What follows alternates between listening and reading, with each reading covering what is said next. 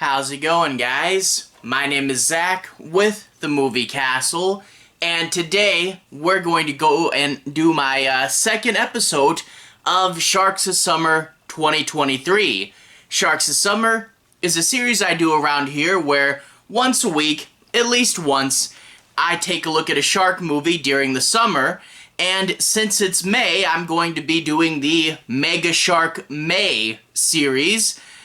This is the second movie in that series, and that is Mega Shark vs. Crocosaurus. This was from 2010 and put out by the Asylum. You guys know them for doing lots of mockbusters and shark movies, most prominently Sharknado, but also the multi-headed Shark Attack series. Speaking of which, this is directed by Christopher Douglas Olen Ray, who also directed Two-Headed Shark Attack. So, yeah, an Asylum regular. This movie stars Jaleel White, who the back of the DVD will remind you is from Family Matters. We have Steve Urkel in this movie. We also have Gary Stretch, Sarah Lieving, and Robert Picardo, who you guys know for Star Trek Voyager. Yeah, a Star Trek actor in here as well. That's pretty cool. And this time around, turns out the Mega Shark survived, and he is going to be fighting a giant mother crocodile. And it's like the first one, okay. These aren't the Asylum's best shark movies. They're okay for a bad movie night. I wish they were a little cheesier, but, you know, so-so, and we do get some fun moments. The first one, versus the giant octopus, I thought it was okay. It was a little bit plodding and just kind of chugged along. The first one is plodding, this one's a little bit slogging. And that's because the plot in this one isn't as good. The first one is pretty straightforward.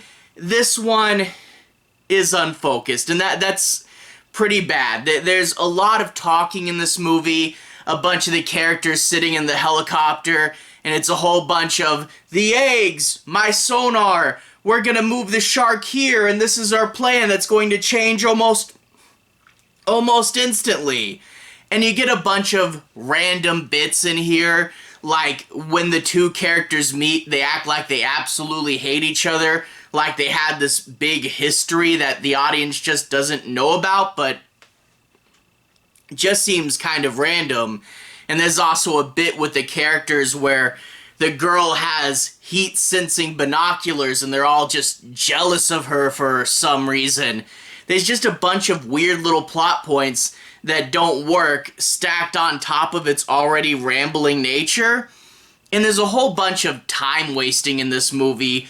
Well, I'll get into more of that when I talk about the plot and specifics, but a good example is they're looking for the eggs, and they go into this cave, they talk and look around this cave for a bit, and then they come out because they found nothing in the cave. Why did you introduce this? Why did they just go in a cave for a little bit?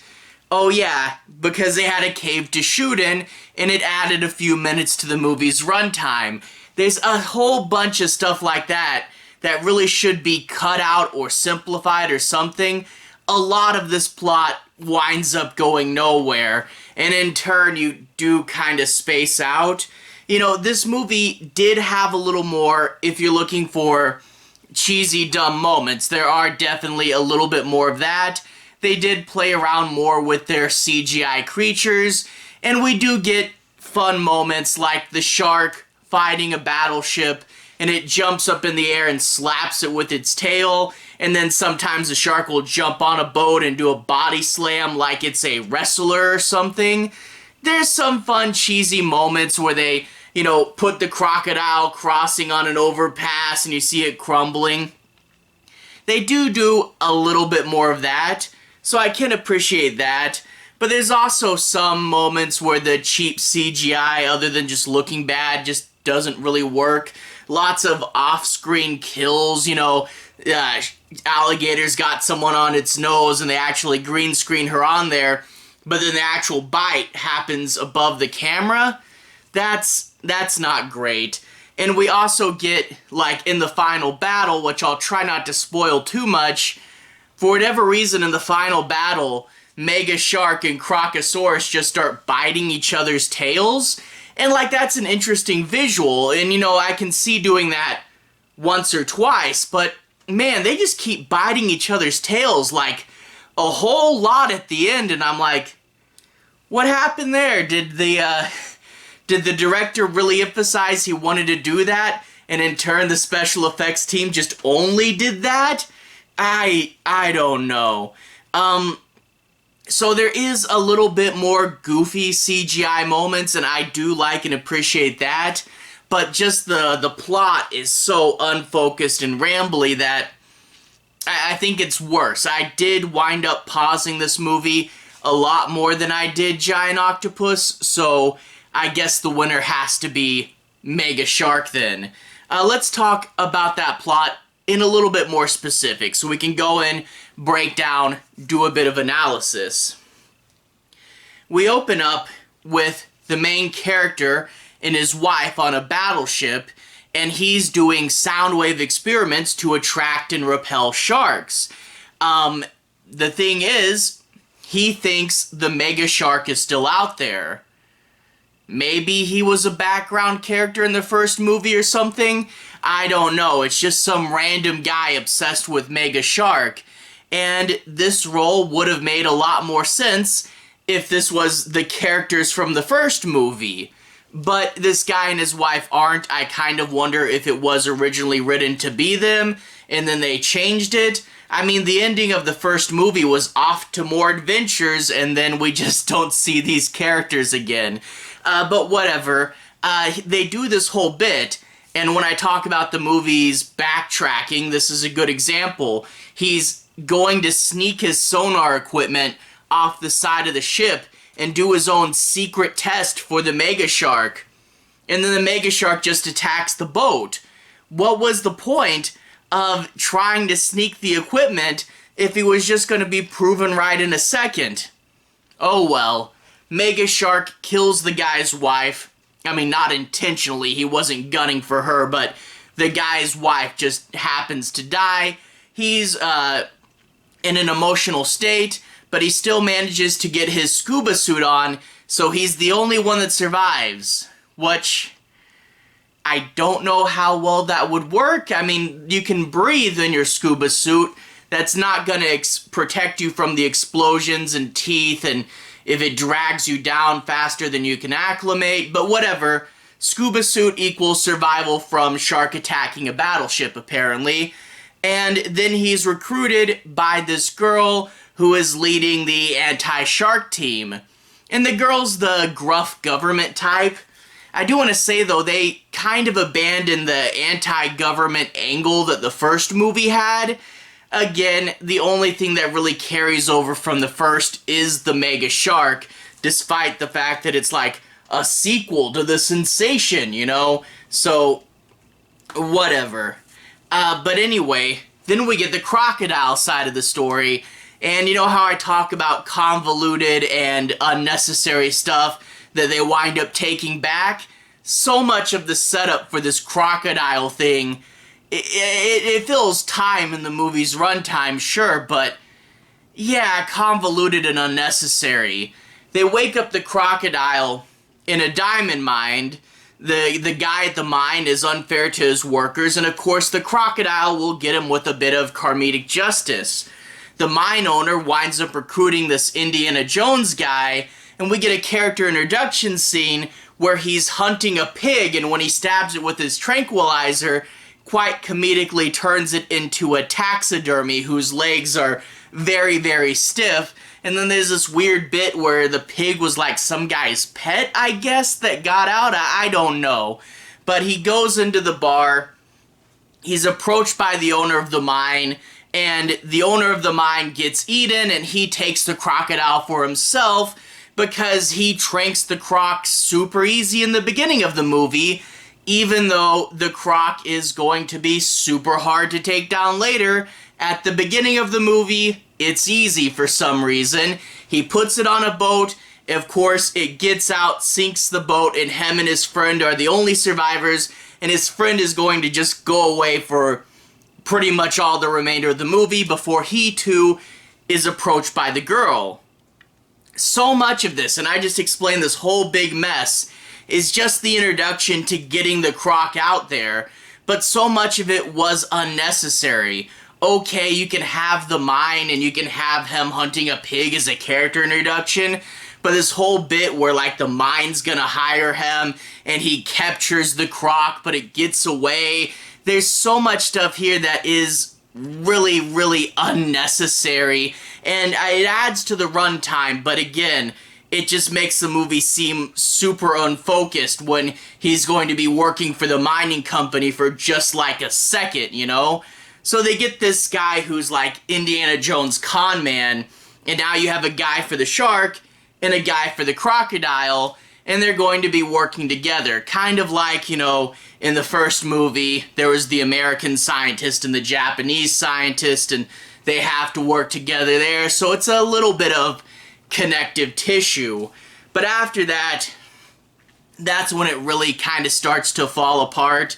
Like I said, so much of the eggs, the sonar, flying in your helicopter to one location, people on a sub or a battleship, talk, and it really does lose a lot of narrative structure because so many plans are made and changed and tossed out. It gets a little hard to follow because they're not emphasizing what's important and they don't necessarily have a clear direction. You know, it's like, what if we did this for 5 minutes and then the shark ate the egg and then we couldn't do that anymore? And yeah, it does get a little frustrating, and that is also a lot of what this plot's about, is the Crocosaurus eggs, which apparently Mega Shark just wants to eat, you know? And I guess, you know, the first one, an arch rivalry between the octopus and the shark. The second one, shark just wants to eat him some eggs. So, whatever there. It's all about collecting these eggs and trying to use that to move both of them. And it goes from there being like no eggs to a ton of eggs and back and forth so much. It gets so lost and so confusing. Another thing I want to say is the side characters. You have your mains and they're just running around, but the side characters, I love how so many times there's some trivial thing they have to do and they get the overdramatic side characters. Should I really push the submarine this far? Are we really going to be doing this thing at the nuclear facility? And these side characters get so into their drama and trying to shine in this little plot that didn't need to be there. It's kind of funny, and I think I've noticed it from other Asylum movies too, but yeah, overly dramatic side characters. We do get, like I said, it does build to some cheesy CGI moments, and if that's what you're looking for, there is more here than with Giant Octopus. I think Giant Octopus was a much better put together film, but here we get more goofy CGI, and to be fair, the goofy CGI, when they have to cut something off camera or pull a CGI trick that doesn't quite work, that may not necessarily help their narrative clarity, but hey, we photoshopped a giant alligator squishing someone, a giant crocodile squishing someone. At least we're having a bit of fun, right? So, overall, a little funner, but a little more messy. Yeah, I don't know. It's, again, another B-grade Asylum movie. If you want to have absolute fun with your friends watching a dumb shark movie, I would still clearly recommend the Sharknado series. Sharknado 3, probably the best movie the Asylum ever made. But, again, with friends, laughing, enjoying a stupid shark movie, there is some fun to be had. I do wish it was bigger, cheesier, and over the top, and I wish the plot was a little more thought out and structurally sound, but as it stands, it's okay.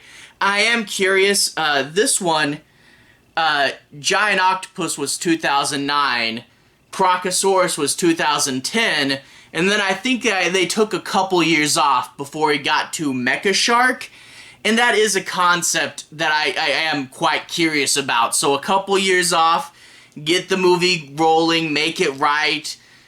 Maybe Mecha Shark comes out super well. Out of all the enemies in this series, Mecha Shark and Colossus do have me the most curious. Not that I'm expecting too terribly much, but I do want to see what's coming. So hopefully I get to those really, really soon. I want to spend May covering this series, and hopefully I get all 4 of them done. Anyway, have a good day. I'll see you guys again very, very soon. I'm going to put my shark movies playlist on the bottom if you guys want to see me talk about a bunch of other shark movies, a lot of them from the Asylum, and I did also cover Mega Shark vs. Giant Octopus already. If you guys want to see that, you can click right here and see more. Anyway, have a good day. See you guys again very, very soon. Shark playlist on the bottom. Have a good day now.